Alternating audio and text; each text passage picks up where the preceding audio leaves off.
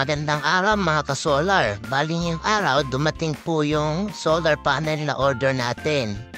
Bali, magdadagdag ako ng 100 watts na solar panel dahil parang kinatapos ako sa 120 watts na solar panel ko. Bali, yung una kong brand na solar panel ay Bosca.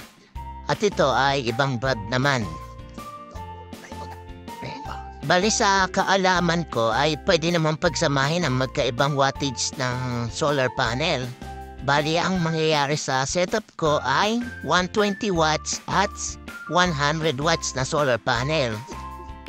Yon ang pagsasamahin ko mga ka-DIY. At ang connection na gagawin ko ay parallel dahil pagka-series ay not recommended dahil magkaiba ng brand at magkaiba din ng wattage ang panel ko. Pwede rin naman series, pero mas masusunod ang mas mababa ang wattage. Bibilisan ko na ang video na ito mga ka-DIY para makita na natin yung panel.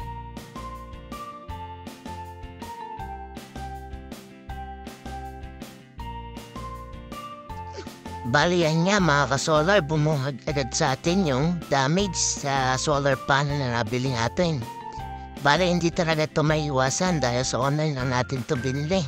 At inaasahan natin na maganda talaga ang packaging ni seller bago ito i-pa-ship.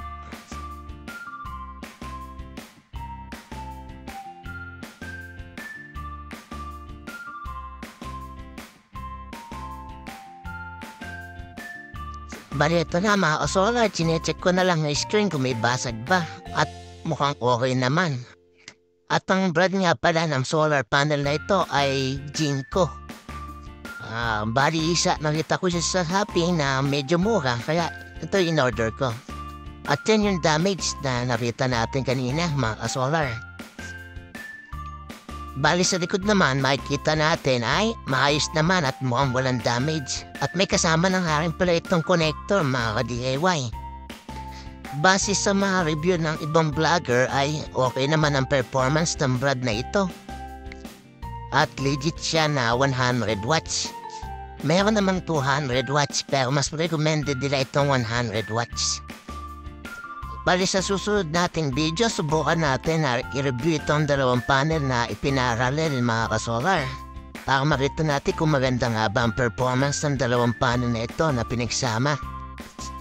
Hanggang dito na lang ang video nito mga ka-solar. Huwag niyo kalimutan mag-like at mag-follow sa page ko para ma-updated kayo sa mga i-upload kong video. Yun lang po, maraming salamat.